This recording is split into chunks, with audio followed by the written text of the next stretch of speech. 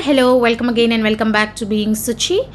ఇవాళైతే నేను మీ ముందుకి సొరకాయ చెక్కల రెసిపీని క్విక్గా షేర్ చేసుకుంటున్నాను. తురుముకున్న సొరకాయ, దాని మీద ఉప్పు, కారం, నువ్వులు, పచ్చిమిర్చి, కరివేపాకు అండ్ అలాగే కొత్తిమీర కూడా వేసుకున్నా. మీరు కావాలంటే నానబెట్టుకున్న పెసరపప్పు, పచ్చెనగపప్పు, పల్లీలు కావాలంటే పల్లీలు కూడా వేసుకోవచ్చు.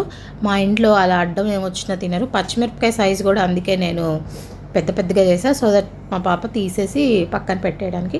పేస్ట్ వేసేయచ్చు కానీ ఆ ఘాటు మళ్ళీ ఎంజాయ్ చేయలేరేమో అనుకుని అలా పెద్ద పీసెస్ వేసాను.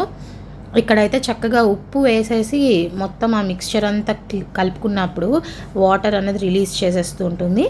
అప్పుడు తగినంత బియ్యం పిండి చూసుకొని యాడ్ చేసుకోవడమే. మీకు ఆ స్టిక్కీనెస్ లేకుండా మంచిగా బాల్ ఫామ్ అయ్యేదాకా చక్కగా ఈ విధంగా అయిన తర్వాత ఏదైనా ఒక ప్లాస్టిక్ షీట్ లాంటిది తీసుకున్న జిప్లాక్ కవర్, నేను దానికి కొంచెం ఆయిల్ అప్లై చేసి మీ చేతి వేళ్ళకిను గుండ్రంగా ఉండల్లా చేసుకొని తట్టుకోవడమే.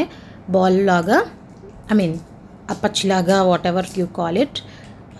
సో ఇట్లా మంచిగా థిన్గా చేసుకుంటే క్విక్గా ఫ్రై అవుతాయి అండ్ మధ్యలో హోల్ పెట్టడం వల్ల లోపలంతా కూడా ఉడుకుతూ ఉంటుంది.